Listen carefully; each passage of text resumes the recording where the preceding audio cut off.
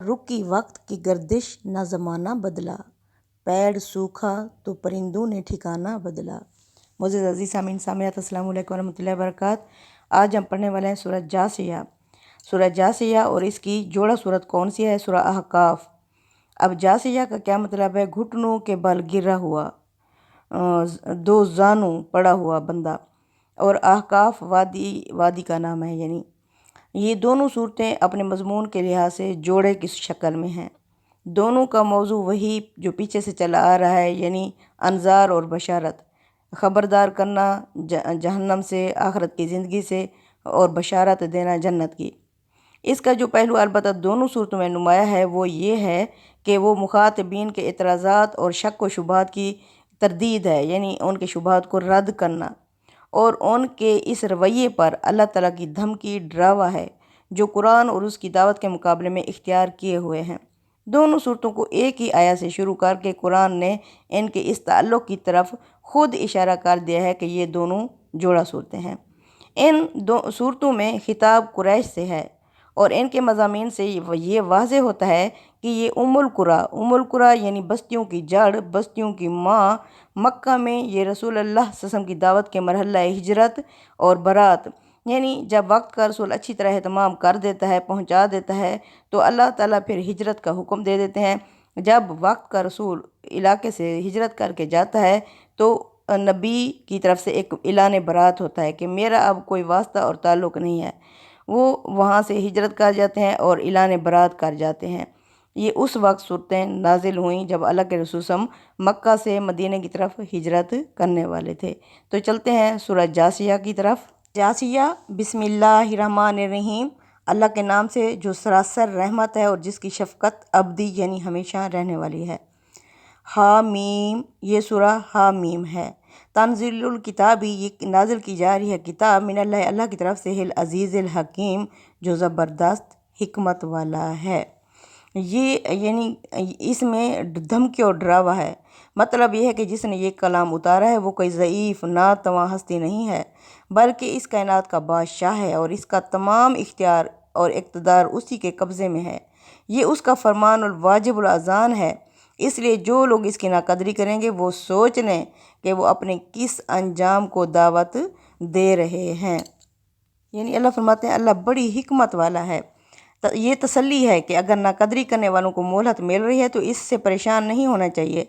अल्लाह ताला सिर्फ ज़बरदस्त ही नहीं है, इसके साथ बड़ी हिकमत वाला भी है।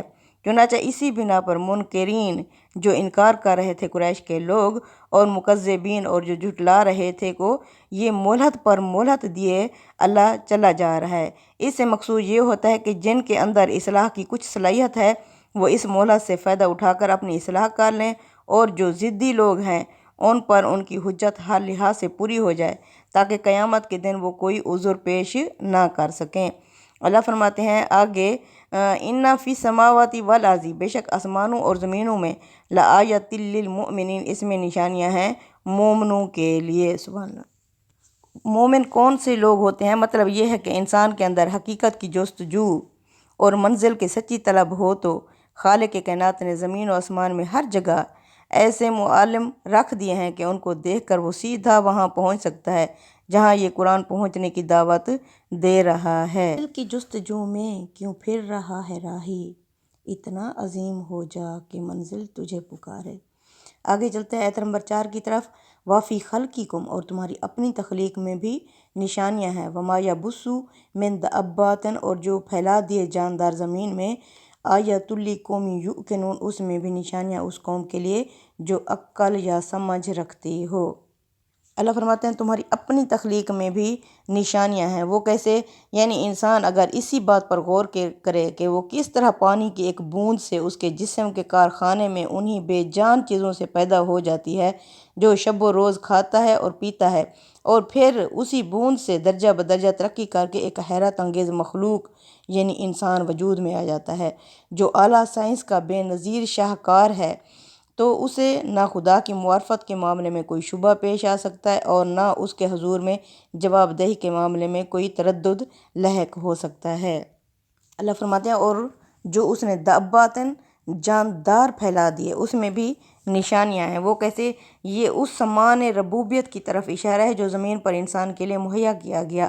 اس موقع پر استاد امام امین احسن اصلاحی صاحب لکھتے ہیں، اگر انسان غور کرے تو اس امر میں ذرا شبہے کی گنجائش نہیں ہے کہ انسان چوپایوں سے گوناگون فوائد حاصل کر رہا ہے۔ یہ اس کو محض اتفاقی واقعے کے طور پر نہیں حاصل ہو رہے، بلکہ اللہ تعالیٰ نے انہی فوائد کے لیے ان چیزوں کو وجود بخشا اور ہر اعتبار سے ان کو ان کے فوائد کے لیے موضوع بنایا۔ انسان کو سواری اور بار برداری کا محتاج بنایا تو سواری اور بار برداری کے لیے نہایت موزوں جانور بھی پیدا کیے۔ اس کو دودھ اور گوشت اور کھال اور اون کا ضرورت مند بنایا تو ان تمام ضروریات کے لیے الگ الگ نہایت مناسب چوپائے عطا کیے۔ یہ چیز اس بات کی صاف دلیل ہے کہ اس کائنات کا خالق نہایت مہربان ہے اور اس کی شکر گزاری واجب ہے۔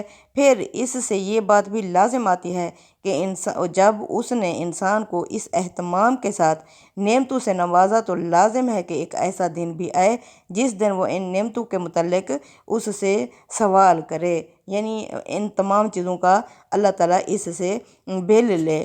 جیسے ہم ضرورت کی جو چیز استعمال کرتے ہیں پھر ان کے بل ادا کرتے ہیں، اور جو یعنی نیک راستے پر چلے ہیں انہیں انعامات سے سرفراز کرے، اور جو اللہ کو بھولے ہوئے تھے اور کفران نعمت کرتے رہے تو ان کو ان کی جزا دے، یعنی سزا دے ان کو۔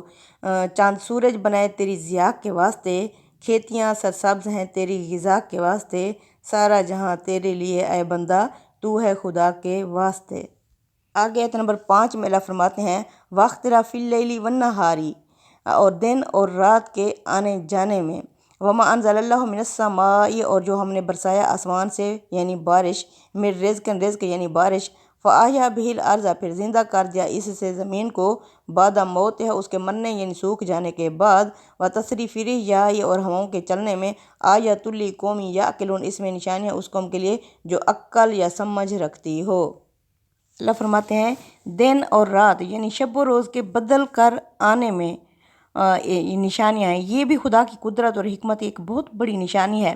ہماری زمین پر زندگی کی ساری لطافت اور سارا حسن رات اور دن کی باہمی سازگاری پر موافقت ہے۔ اگرچہ ضدین یعنی دونوں ایک دوسرے کی ضد ہیں، لیکن اپنی اس سازگاری اور موافقت سے شہادت دے رہے ہیں کہ دونوں ایک ہی خدا کے بنائے ہوئے ہیں جس نے انہیں ہماری خدمت میں لگا دیا، اور یہ پوری پابندی اوقات کے ساتھ اس کے حکم سے یہ خدمت انجام دے رہے ہیں دن رات۔ فرماتے ہیں آسمان سے رزق یعنی پانی یعنی بارش برسائی جس سے پوری زندگی کا دار و مدار ہے، اور اللہ فرماتے ہیں پھر اس بارش سے مردہ زمین کو زندہ کر دیا۔ کس طرح؟ جیسے وحی بھی آسمان سے نازل ہوتی ہے اس سے مردہ دل زندہ ہو جاتے ہیں، اللہ فرماتے ہیں ایسے ہی میں نے اس بارش سے مردہ زمین کو بھی زندہ کر دیا۔ توحید اور قیامت پر استدلال کے لیے قرآن نے جگہ جگہ اس نشانی کی طرف توجہ دلائی ہے کہ بارش اگرچہ آسمان سے آتی ہے لیکن وہ رزق کے خزانے زمین والوں کے لیے لے کر آتی ہے۔ یہ اس بات کی دلیل ہے کہ زمین اور آسمان دونوں میں ایک ہی ارادہ کار فرما ہے۔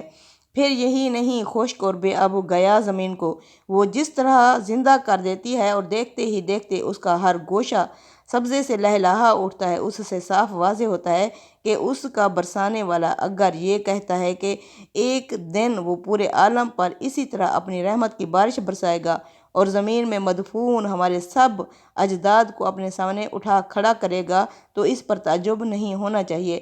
اس کے لیے یہ کچھ بھی مشکل نہیں ہے، جس طرح مردہ زمین زندہ ہو جاتی ہے ایسے ہی مردہ لوگ زندہ ہو جائیں گے۔ اللہ فرماتے ہیں کہ ہواؤں کے پھیرنے میں بھی ان لوگوں کے لیے بہت ساری نشانیاں ہیں جو عقل سے کام لیں۔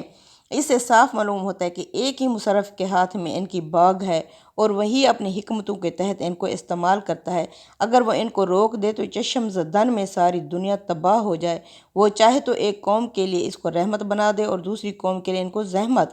اسی ہوا کی گردش سے اللہ تعالیٰ نے حضرت موسیٰ علیہ السلام اور ان کی قوم کو نجات بخشی اور اسی کی گردش سے فرعون اور اس کی قوم کو ہلاک کیا۔ آئے دن یہ بات مشاہدے میں آتی ہی رہتی ہے کہ کسان اپنی فصل کے مستقبل سے نہایت مطمئن ہوتے ہیں، لیکن دفتن کوئی ایسی ہوا چل جاتی ہے کہ مستقبل تاریک ہو جاتا ہے۔ ملاح اپنی کشتیوں کے بعد باندھ کھولے ہوئے اور کسان اپنی گندم صاف کرنے کے آلات لیے ہوئے سازگار ہوا کے انتظار میں چشم براہ ہوتے ہیں، لیکن اللہ تعالیٰ کے سوا کسی کو اختیار نہیں کہ سازگار ہوا چلا دے۔ اس زمانے میں سائنس کی بدولت اگر انسان کے اندر یہ ذوق پیدا ہو گیا ہے کہ اس نے ابر و ہوا کو بڑی حد تک اپنے قابو میں کر لیا ہے، لیکن قدرت ذرا سا جھنجھوڑ دیتی ہے تو اس سارا دھرے پر پانی پھر جاتا ہے۔ یہ باتیں اس بات کی شہادت ہیں کہ ایک ہی ذات ہے جو اس کائنات کے تمام عناصر پر حکمران ہے، اس کے اذن کے بغیر ایک پتہ بھی اپنی جگہ سے نہیں ہل سکتا۔ یعنی اس میں عقل والے ہی ان نشانیوں کو سمجھتے ہیں۔ اس سے پہلے فرمایا کہ جو ایمان لانے والے ہیں وہ یقین کرنا چاہیں۔ مدعا یہ ہے کہ قرآن جن حقائق پر ایمان کی دعوت دے رہا ہے ان کی نشانیاں تو قدم قدم پر موجود ہیں، مگر یہ نظر انہی کو آتی ہیں جن کے اندر ان کو دیکھنے اور قبول کرنے کا ارادہ پایا جاتا ہو، جو ماننے کے لیے تیار ہوں، بے یقینی کے مرض میں مبتلا نہ ہو گئے ہوں، جو عقل سے کام لیں، جن کے اندر یہ صفات نہ ہوں، انہیں کوئی بڑی سے بڑی نشانی بھی اپنی طرف متوجہ نہیں کر سکتی۔ آگے آیت نمبر 6 میں اللہ فرماتے ہیں تِلْکَ آیَاتُ اللہِ نَتْلُوہَا عَلَيْکَ بِالْحَقِّ، یہ اللہ کی آیتیں ہیں جنہیں ہم حق کے ساتھ تمہیں سنا رہے ہیں۔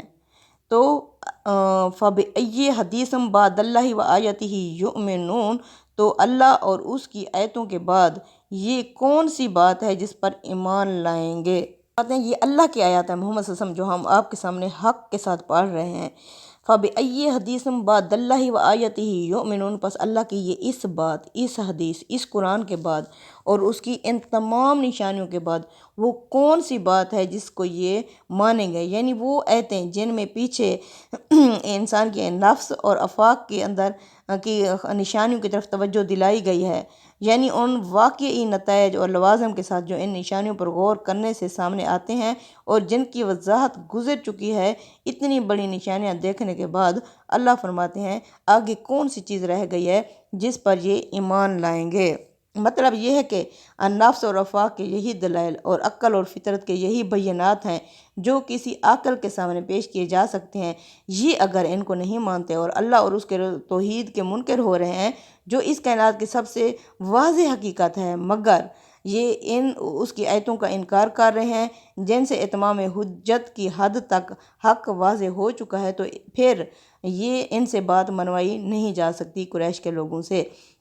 آگے اللہ فرماتے ہیں آیت نمبر 7 میں وَيْلٌ لِكُلِّ أَفَّاكٍ أَثِيمٍ، تباہی اور بربادی ہے ہر اس شخص کے لیے جو جھوٹا اور گنہگار ہو، اس کے لیے تباہی اور بربادی ہے۔ اس میں اصل لفظ اسیم استعمال ہوا ہے جس کے معنی کسی کے حق تلفی کرنے کے ہیں۔ آگے آیت نمبر 8 میں اللہ فرماتے ہیں یسمعُ آیاتِ اللہ، یہ سنتا ہے اللہ کی آیات کو، تتلیٰ علیہ جو پڑھی جاتے ہیں اس بندے کے سامنے، ثم یصر مستکبرا، پھر یہ ڈٹھائی کے ساتھ تکبر کرتے ہوئے چل پڑتا ہے، کألم یسمع، ایسے گویا جیسے ان کو سننا ہی نہ ہو، یعنی سنی کی انسنی کر دیتا ہے۔ فبشرہ، بس اللہ تنزیہ کہہ رہے ہیں کہ اسے خوشخبری دے دو، بعذاب علیم، دردناک عذاب کی۔ وَإِذَا عَلِمَ مِنْ آیَاتِنَا، اور جب اس کے علم میں آ جاتی ہیں ہماری آیات، شیئن کچھ بھی، نتخذہا ہزوا، تو یہ ان آیات کا مذاق ہی اڑاتا ہے۔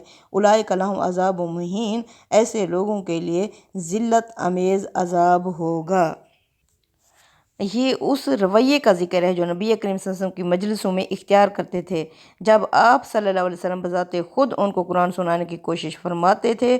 اب وہ یہ رویہ بیان ہو رہا ہے جو اس وقت سامنے آتا تھا جب کوئی شخص آپ کی مجلس سے قرآن کی کوئی بات سن کر ان تک پہنچاتا تھا، وہ اس اندیشے سے کہ ان کا کوئی آدمی اس سے متاثر نہ ہو جائے اور اس کا ٹھٹھا اڑانے لگ جاتے تھے۔ یہ سب سے زیادہ سخت عذاب ہے، اور قرآن سے معلوم ہوتا ہے کہ عذاب جو تکبر کرنے والے ہیں ان کے لیے خاص ہے، عذاب مہین۔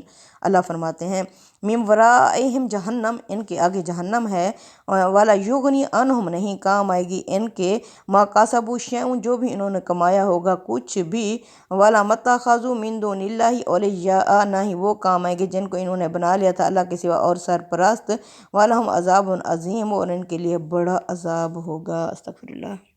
یعنی اللہ فرماتے ہیں نہ مال نہ دولت کام آئے گا جو اس وقت ان کے استکبار کا باعث بنا ہوا تھا۔